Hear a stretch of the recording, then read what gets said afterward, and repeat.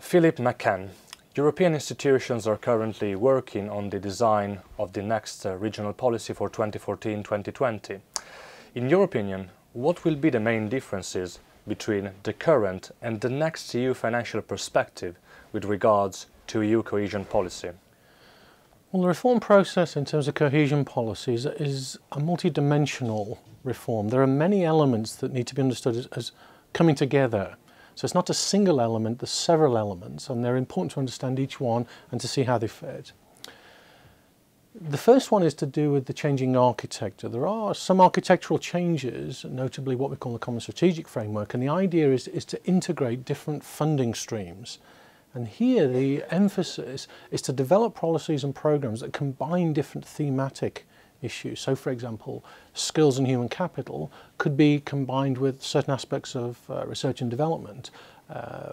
Policy actions related to innovation could also be combined with issues related to environment or transport.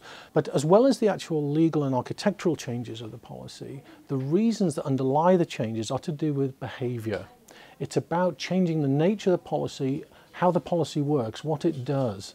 And this is really in response to the shifting global environment. Obviously, changes within Europe in the last 10, 20 years have been very significant, but in the broader picture of global changes, we need to understand the role of growth and development and the role that cohesion policy plays in that.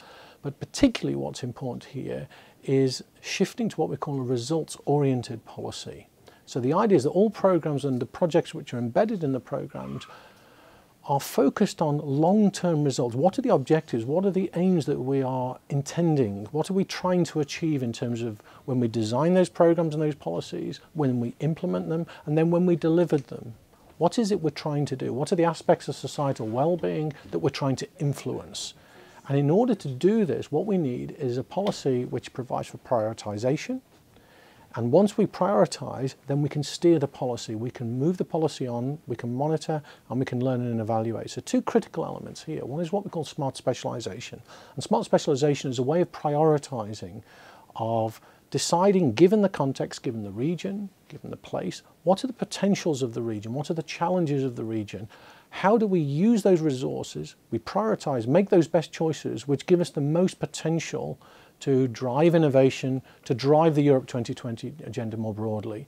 And part of that also is developing what we call results indicators, finding ways of capturing those changes so we can monitor them and evaluate them. It's not because we know the results of the outcomes of the policies, it's not that. It's so that we can best steer those policies, adapt them and adjust them as the information comes forward from the policies and the programs themselves. You participated in our workshop called Assessing the Impact of EU Cohesion Policy. And part of the discussion, of course, focused on growth and solidarity. So could you tell us what are the main challenges for the European Union in keeping a balance between these two principles while implementing cohesion policy? What we understand is that growth and development is interrelated.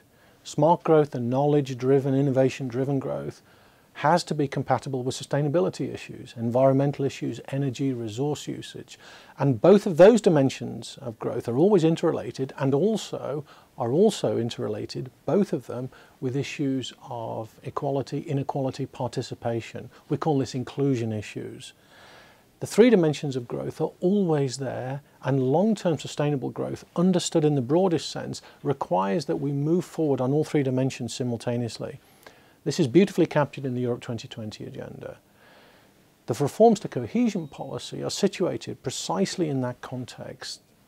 The reforms which are being undertaken now are designed to move forward, to build on, to activate, to catalyse specific actions, specific linkages, mechanisms to promote that Europe 2020 agenda. These issues are difficult. In many cases, those dimensions of growth can be seen as complementary. But there are also many cases where those different aspects of growth can be rather conflicting.